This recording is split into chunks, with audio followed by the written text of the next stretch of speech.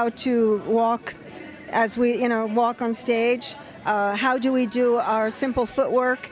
And through the technique and being able to learn the dances, then you learn the context. Where does it come from? So that's how I teach the art. Yes. So how long have you been putting these performances together, Janaki? I would say I started performing as a soloist with musicians in 1979. But then in order to teach enough students so that you can put on a group performance takes some time. And so my group performances have been for about 30 years, only 30 years, yeah.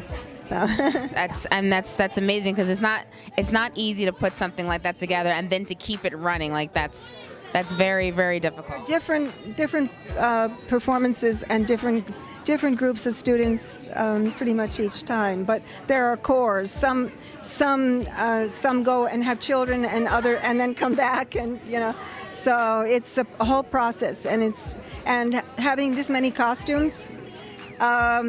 And people say, well, why doesn't everyone just wear her own costume? And I say, that doesn't look like you're a coordinated company.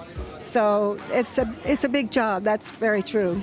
So no, if everyone wore their own individual costume, it would look very different. Right, you wouldn't be able to, like, maybe this one is so-and-so. You start questioning. So when it comes to, like, doing a choreography for these pieces, which one of the pieces and which story is it that's your actual personal favorite? I don't have a favorite. Oh, she doesn't have a favorite. I just keep creating new ones.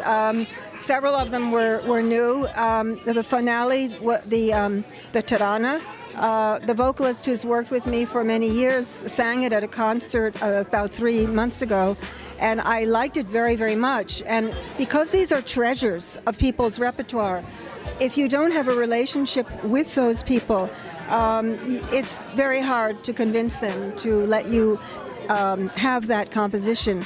But then I asked her, and she knows I will always give her credit. And but it's not just the melody. I have to decide which of the technical pure dance pieces go with it. And also the Gulome Rang Bhare, that let the flowers be filled with color, that was a duet. That was new. And what else was that? Yes, there's another that I'm not thinking of, but I had 3 new pieces. So I'm constantly exploring poetry and other pieces, and that's what keeps it alive. Yeah. I have to say, one of my favorite parts was, besides Krishna, because like I said, he was very vibrant when I saw her come out and she was doing it. I was like, yeah, that's him. She had, yes, it was her. She was one of my personal favorites, and I saw her. She was on point. I was like, that's Krishna. I know that's Krishna. But I did you did surprise me when I saw you come out on stage, because you went from sort of narrating the stories, telling us the history behind it, and then I saw you go out on stage. So I want to tell you that you looked absolutely wonderful up there. And you were so smooth about it. She just enters the stage, and then she exits, and then she goes right back into telling the story. You're like, oh my God, that was a turning point.